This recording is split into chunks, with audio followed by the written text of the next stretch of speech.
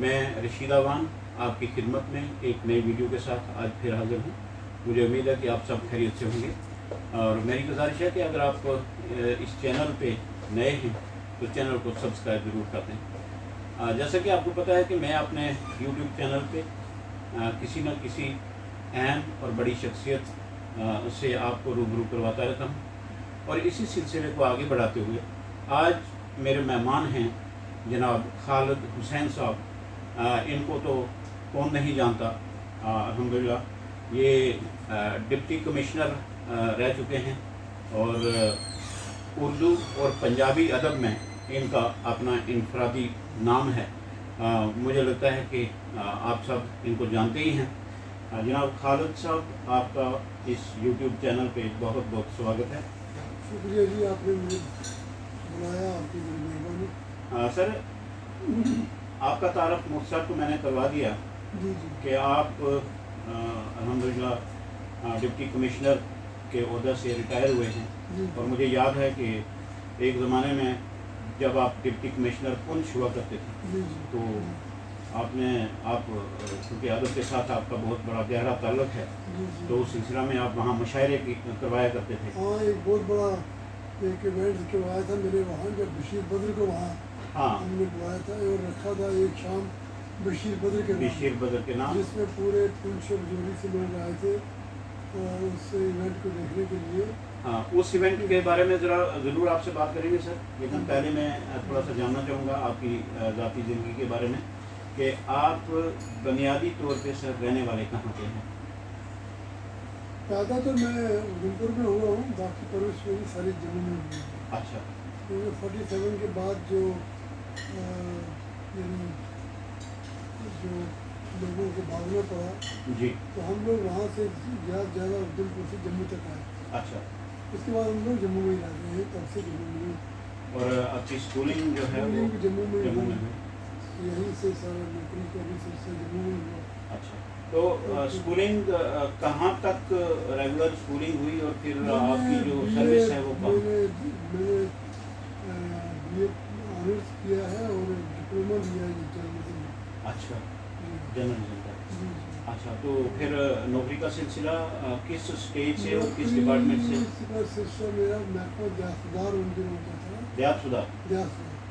वहाँ से मैंने शुरू किया तो मेरे क्लर्क के वजह से मैंने अपनी सर्विस शुरू की, लेकिन तो 1 साल के बाद मुझे एक मैगजीन निकलता था उस वक्त दयासुधार, जी। जी हाँ, डिपार्टमेंट का महकमा दयासुधार का। ये महकमा दयासुधार यही तो नहीं है जो आज आजकल रूरल डेवलपमेंट? जी। अच्छा नाम जी, दयासुधार।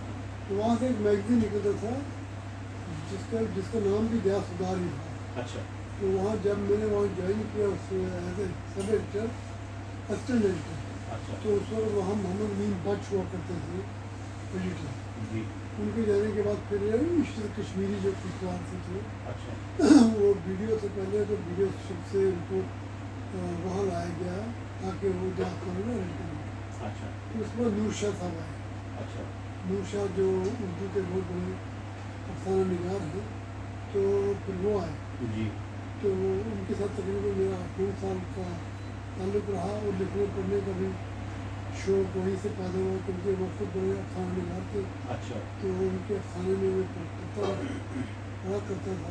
जी। तो जो मेरे जहन में जो बचपन की तलखियाँ थी, जो तकसीम का दर्द था, तो वो बस उनके अफसाने पढ़ के मैंने भी लिखना शुरू किया। तो ये तो मेरी इब्तिदा थी। जो आपने तकसीम की बात की है, तो जब ये मुल्क की तकसीम हुई जी तो उसमें आपकी फैमिली भी मुतासर जी हुई? जी, मेरे घर के सारे मेल मेंबर अच्छा। शहीद हो गए थे। तो हम लोग कोई तकरीबन 6-7 साल हमने रिफ्यूजी कैंपों में काटे हैं। अच्छा। तो लेकिन अल्लाह का बहुत शुक्र है कि वही लेने वाला वही देने वाला है। बेशक।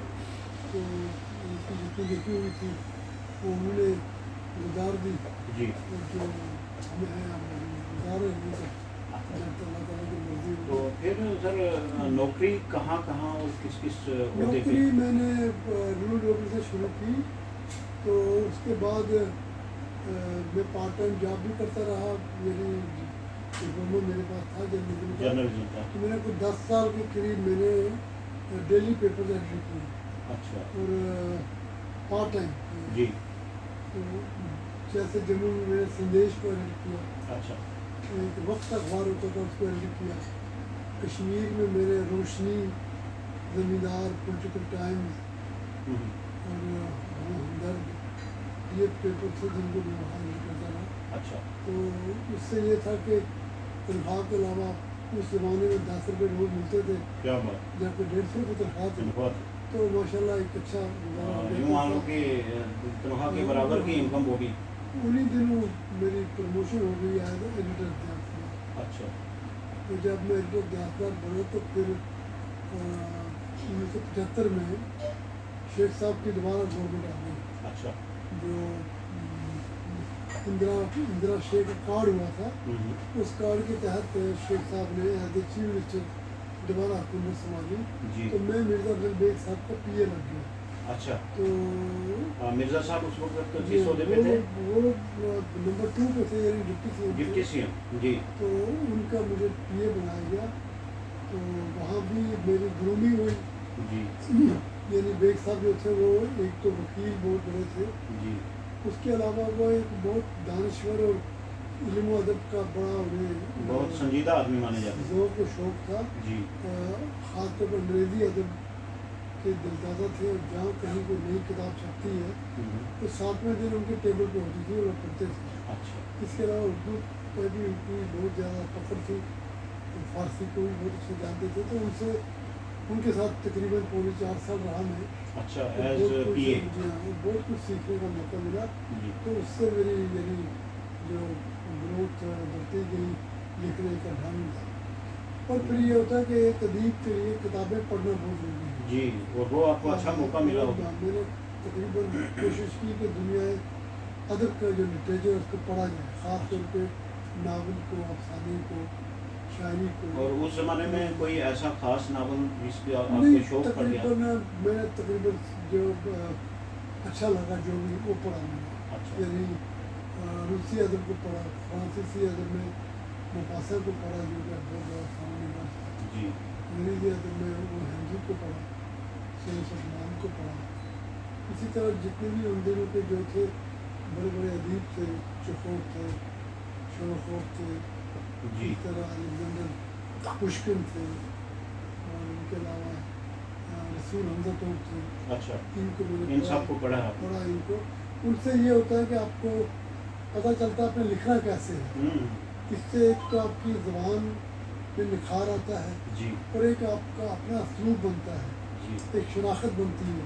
जी तो वो अल्लाह का फजल है कि फिर एक वक्त आया कि मैं अपनी मेरी वो शनाख्त बनी और मेरे नाम के बगैर भी लोग जो चंद लाइनें मेरी लिखी हुई पढ़े खुद तो बता सकते हैं खुद कि लिखने का शौक तो फिर उसी से आपको शुरू हुआ। ये कब से आपने खुद लिखना शुरू मेरी किया? पहली कहानी जो छपी थी वो 69 में छपी। अच्छा 69 तब से पहली कहानी उर्दू में? उर्दू में अच्छा 3-4 कहानियाँ मेरी इब्तदाई जो थी उर्दू में छपी तो 70 तक। अच्छा उसके बाद फिर मैंने पंजाबी में भी लिखना शुरू किया। अच्छा तो पंजाबी में तकरीबन 100 के करीब कहानियाँ मेरी मगरबी पाकिस्तान में, यानी वो जो जो रिसाला। पंजाब है, जैसे हम 2 पंजाब हैं, मशरक़ी पंजाब हमारे पास है और मगरबी मगरबी पंजाब वहाँ है। जी तो वहाँ के तकरीबन 100 के करीब कहानियाँ मेरी वहाँ के मैगजीनों में छपी जी और यहाँ के मैगजीनों में भी तकरीबन हर मैगजीन में छपा हमने। अच्छा। और मुझे भी इंट्रोड्यूस किया तो हमसे प्रीतम ने किया। इसके बाद मेरी अंग्रेज़ी में काफ़ी कहानियाँ ट्रांसलेट हुई हैं। अच्छा खुशबू सिंह ने की है जो बहुत बड़े अदीब अदीब हैं, हाँ। थे, उन्होंने की है। और अभी साहित्य अकेडमी वाले मेरी एक किताब जो है पूरी अंग्रेज़ी में ट्रांसलेट कर रहे हैं। कौन सी किताब है? जिस पर मुझे साहित्य अकेडमी अवार्ड मिला 2021 में मुझे। मेरी किताब थी अफसानों की जी। सूला दा साल। सुवर्ण सूला दा साल, सुवर्ण सूल कहते हैं कांटे को। अच्छा हाँ तो ये एक हमारे बड़े सूफी शायर हो गुजरे हैं लाहौर से, जी शाह हुसैन। उनकी काफ़ी का एक मिसरा है कि दुखा दी रोटी सूलों का सालन, हम्म, आहें का बालन बाल, माइल में किन्नू आँखा, दर्द मुझ पड़ेगा। वाह, तो ये मैंने वहाँ से ये अनुमान लिया था इस किताब का। तो इसी अनुमान से कहानी भी थी, और इसी किताब को जो साहित्य अकादमी की जूरी थी उन्होंने साल 1921 के लिए इस किताब को चुना था। Best book award.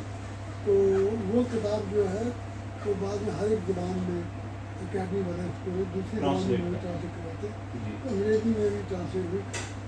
कुछ कहानियाँ उसकी जो इंडियन लिटरेचर जो साहित्य अकादमी का है छपता है उसमें अंग्रेजी में ट्रांसफर हो चुकी है, कोलकाता में और दूसरी कई ज़बानों में, अच्छा। काफ़ी ज़बानों में मेरा। तो उर्दू में इस वक्त तक कितनी किताबें आपकी जो उर्दू में है? मेरी जो 4 अफसाने मजमूए मेरे। जी, पहली का नाम है ठंडी कमरे का धुआं। ठंडी कांगड़ी का धुआं, हाँ, दूसरी किताब का नाम है इश्तारों वाली हवेली। इश्तिहारों वाली अवेली। तीसरी किताब का नाम है जी सती सरफ सूरज। जी, और चौथी किताब का नाम है जन्नत ग्रहण। जन्नत ग्रहण। ग्रहण अच्छा, जन्नत ग्रहण, ये 4 किताबें हैं। इसके अलावा मेरी ऑटोबायोग्राफी उर्दू में जी, मैं जिंदा आदमी हूँ। अच्छा। तो ये मेरी चौथी किताब है उर्दू। ये जो आखिरी किताब है ये कब मुकम्मल हुई थी? ये मैंने शायद 2022 में ये छपी। तो इसमें मेरी ज़िंदगी का सारा जो उतराव चढ़ाव है वो- इसके अलावा आपने पंजाबी में बहुत कुछ लिखा है। पंजाबी में जी मेरी पहली किताब जो छपी 1976 में छपी। पहली किताब 1976 में, तो माशाल्लाह। ते जेलर वगदा रहे अच्छा, उसका अनुमान। जेलम बगदा रहा। दूसरी किताब 1981 में छपी, उसके नाम था गोरी फसल के सुदागर। अच्छा, गोरी फसल दे सुदागर। देश सुधागर। तीसरी किताब 1991 में छपी, उसका नाम था डूंगे पानियों का दुख। अच्छा, चौथी किताब जो मेरी छपी उसका नाम था जी डूंगे पानियों का दुख। फिर बल्दी बर्फ सेक। बल्दी, बल्दी बर्फ दा सेक। अच्छा, बल्दी बर्फ दा सेक। का सेक। हाँ जी, ये भी। ये 5वीं किताब मेरी आई सूरज का सालन, अच्छा, जिस पर मुझे साइज करने वाली है। जी, और फिर छठी किताब जो आखिरी अभी तक छपी है वो है इश्क बुलंदी।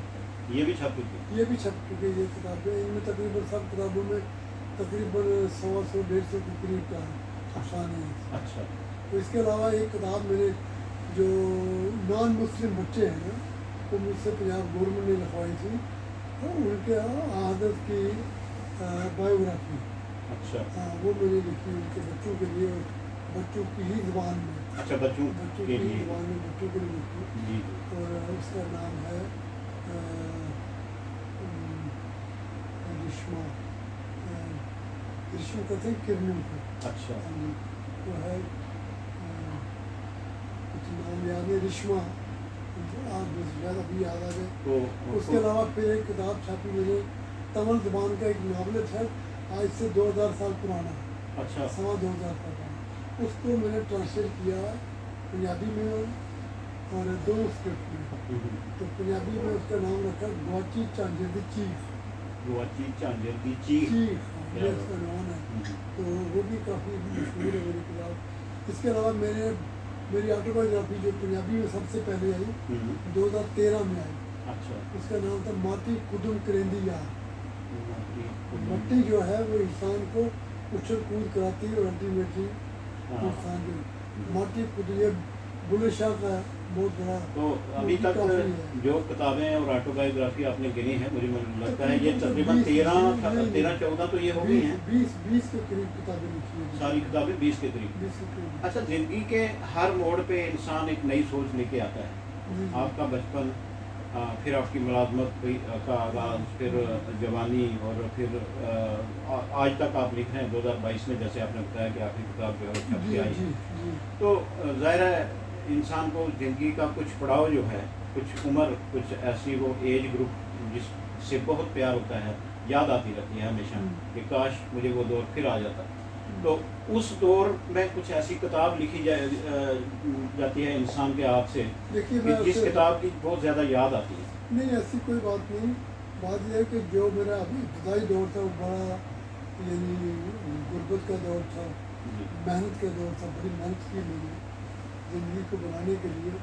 और फिर जो दूसरा दौर आया तो अल्लाह के फजल से बड़ा यानी ब्राइट खुशहाल जी खुशहाल दौर रहा है जी और वो आज तक चल रहा है। चल रहा है अल्लाह के फजल करम से। औलाद अच्छी है, सारे औलाद है, अपने गुजारा सभी सेटल अल्हम्दुलिल्लाह। है। तो वो ऐसा जो जो जो ये राइटर होता है ना जी, ये कोई कोई लम्हा पकड़ता है, जी कोई पल पकड़ता है, कोई क्षण पकड़ता है, कोई ऐसा वाक्य, कोई घटना, कोई जो वो देखता है जो उसको भा जाए, जी जी जो उसके दिल को लग जाए, हम्म। फिर वो कहानी निकलती तो है। मेरा असल में पूछने का मतलब ये था सर कि कोई ऐसी किताब जिसको आप बहुत प्यारी किताब मानते हैं आप। किताब तो ये सारी किताबें मेरी अफसाने जो है ना, हाँ जी बेसिकली एक अच्छा बीच में अफसाने ये सारे अफसाने हैं जितने भी हैं, ये अलग अलग किताबों में हम्म। कलेक्शन है। ये मेरी किताबें जो मेरे अफसानों की कलेक्शन जी। मजमूए हैं। जी तो इसमें एक माँ कैसे कहेगी कि मेरा थोड़ा बच्चा बहुत प्यारा तो दूसरा नहीं, नहीं कर सकते तो मैंने तो जो लिखा है मुझे इसमें प्यारा सारा ही है। अच्छा लगता है। लेकिन एक कुछ कहानियाँ जो है वो बहुत यानी मशहूर हुई है। मेरी एक कहानी पे फिल्म बनी है, अच्छा सिल्वर जुबली बनाई उसमें फिल्म में लकीर। ये लकीर आपकी आपकी कहानी पे बनी है जो यश या उसमें शिवदत्त ने बनाई। शिवदत्त जी ने हाँ और अली अदालत ने जो लंदन में उन्होंने उसको स्क्रीन पे लिखा था उन्होंने। जी जी तो मेरी कहानी वो हमने देखी है हाँ देखी है। जी। देखी है आप भी मेरे ख्याल में रोते हुए निकले नहीं, होंगे नहीं, आखिर में जब बेशक वहाँ तो ऐसे कुछ सीन हैं। एक और फिल्म वो बम्बई वालों ने मुझसे कहानी खरीदी है, 51,000 रुपये दे भी गए हैं मुझे, अच्छा लेकिन अभी तक फिल्म का पता नहीं कब बनाते हैं। लेकिन मेरी कहानी वो कौन सी फिल्म के लिए लिया उन्होंने नाम का पता नहीं है। ना मैंने कहानी का नाम बताना, ये अब मेरे एग्रीमेंट में है, अच्छा वो ठीक है नहीं बता सकता मैं, ठीक है। लेकिन वो उन्होंने बनानी है। तो इसके अलावा एक मेरा ड्रामा जो है तकरीबन पूरे हिंदुस्तान में खेला गया, अच्छा कोलकाता, मद्रास, यानी चेन्नई, किस नाम से था? इश्क मंडी के नाम से। अच्छा ये बहुत ज़्यादा खेला गया पूरे यानी हिंदुस्तान के 15 शहरों में खेला गया ये ड्रामा। अच्छा और हमारे यहाँ उसकी डेथ हो गई, मुश्ताक काफ ने खेला गया। मुश्ताक का और नेशनल स्कूल ऑफ ड्रामा जो है जहाँ से बड़े बड़े एक्टर निकलते हैं, जी वहाँ भी ये ड्रामा खेला गया। माशाल्लाह। तो ये ड्रामे भी मेरे चार चीज़ें हैं। आजकल सर आपको इस जो आपने तसनीफ किए हैं इनमें अवार्ड कितने मिले? अवार्ड जी अल्लाह का फजल ही है, बहुत ही मिले, लेकिन जो सबसे बड़ा अवार्ड है वो तो लोगों का प्यार है जो जी मेरे जी वो तो पढ़ने है, वाले हैं। वो तो हमेशा मेरे लिए अवार्ड देखिए जी, एक औरत थी कोई हाउस वाइफ, उसे मेरा अफसाना पढ़ा किसी मैगजीन में, बाजी बल्कीस अफसाने का नाम। जी तो उसने मुझे फ़ोन किया, नंबर लिखा होता है उसमें, जी फ़ोन करके कहने लगी जी मैंने आपका अफसाना पढ़ा है, बड़ा अच्छा लगा। मैंने कहा आप किस कॉलेज में प्रोफेसर हो? अरे नहीं जी मैं तो अनपढ़ हूँ, मैं अच्छा मेरी जो हाउसवाइफ हूँ। मैं हाउस वाइफ हूँ, 8वीं जमात तक पढ़ी हूँ। अच्छा तो फिर वो उससे मेरे अफसाने के आपने ये नहीं पूछा कि आपको समझ कैसे आई? नहीं तो जो घरेलू औरत है और उसकी नफ्सियात पे लिखा हो तो उससे बेहतर कौन जाता है। हाँ जी जी लेकिन मेरे लिए वो सबसे बड़ा इनाम था क्या बात जो उस औरत ने मेरे साथ तकरीबन 20 मिनट मेरे अफसाने पे बात बात की। की मैं समझता हूँ कि जो ये PhD और दूसरे स्कॉलर जो है उनसे ज़्यादा मुझे वो उसका जो जब तक बात समझना में ना आए तो मुझ क्वेश्चन नहीं पे- बन मुझ सकता। पे काफ़ी आर्टिकल लिखे गए हैं, बल्कि जो तनकीद की किताब है मुझ पे जो आर्टिकल उनकी वो भी किताब एक है लिखी गई है। जी तो ये सिलसिला चलता है। देखिए कंस्ट्रक्टिव जो क्रिटिसिज्म है वो अदीब को बनाता है, जी बेशक उसको हर अच्छी बात मान लेनी चाहिए, सुझाव मानना चाहिए, जी। तो उससे उसका जो फन है निखरता है।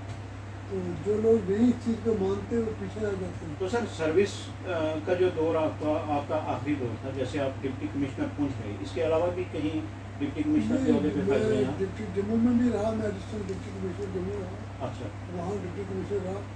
फिर मैं रजिस्ट्रार रहा इधर जम्मू में, जो एग्रीकल्चर यूनिवर्सिटी बनी ना एग्रीकल्चर, एग्रीकल्चर यूनिवर्सिटी। उसका पहला जो रजिस्ट्रार मुझे लाया बुला के।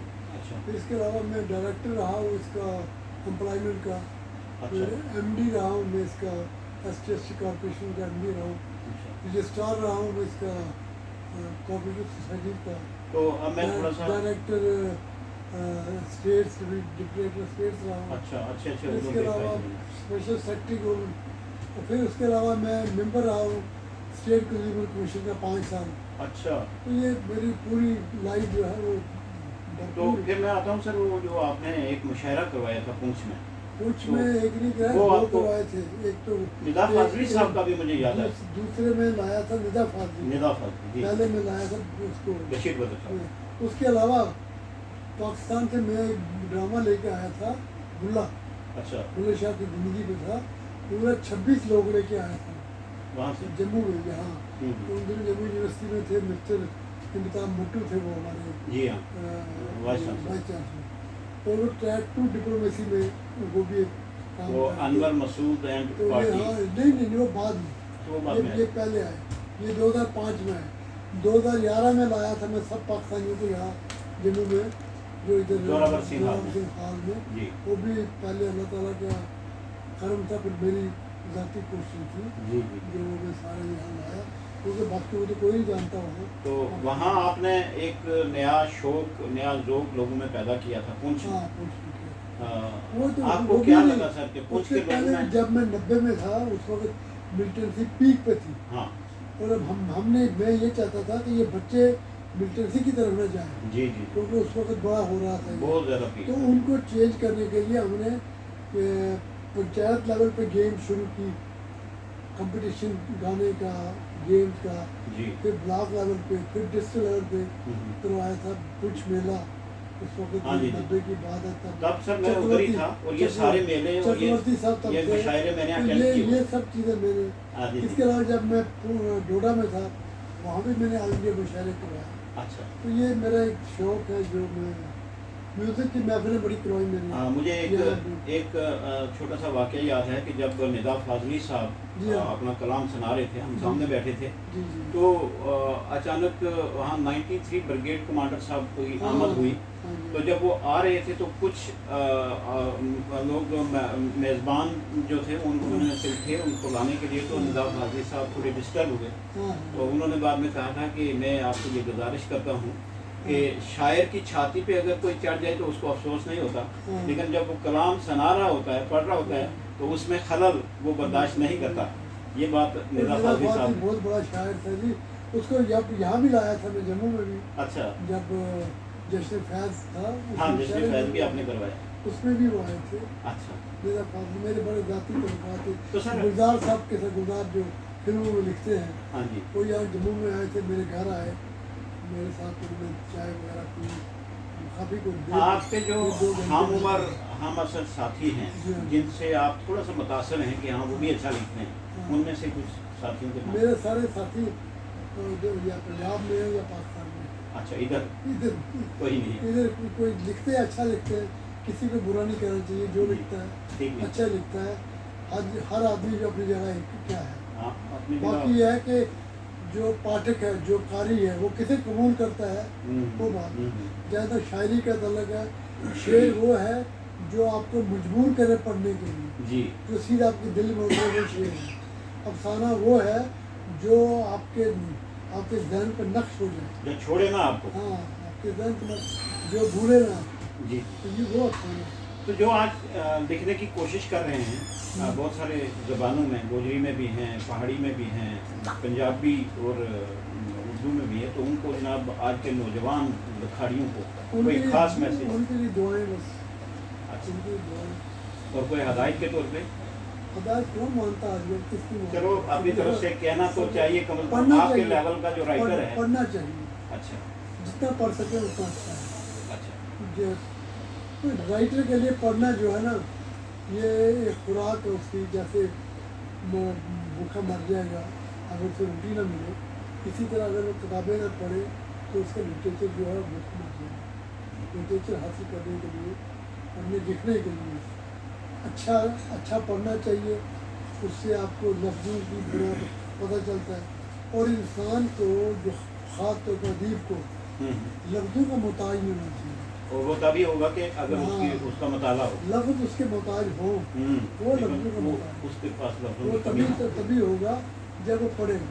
जी। जितना पढ़ेगा उतना उसमें निखार आएगा। तो यही मैसेज है आपकी तरफ से आज के नौजवान लखाड़ियों के लिए। हाँ जी बिल्कुल जी। जनाब खालिद हुसैन साहब, आपने बहुत अपना कीमती वक्त निकाला, हमारे साथ बैठे अपने आपकी नौजवानों के मेहरबानी, लिए आपकी मेहरबानी, आपकी बहुत कीमती मैसेज दिया। आपका बहुत बहुत शुक्रिया। शुक्रिया मेहरबानी।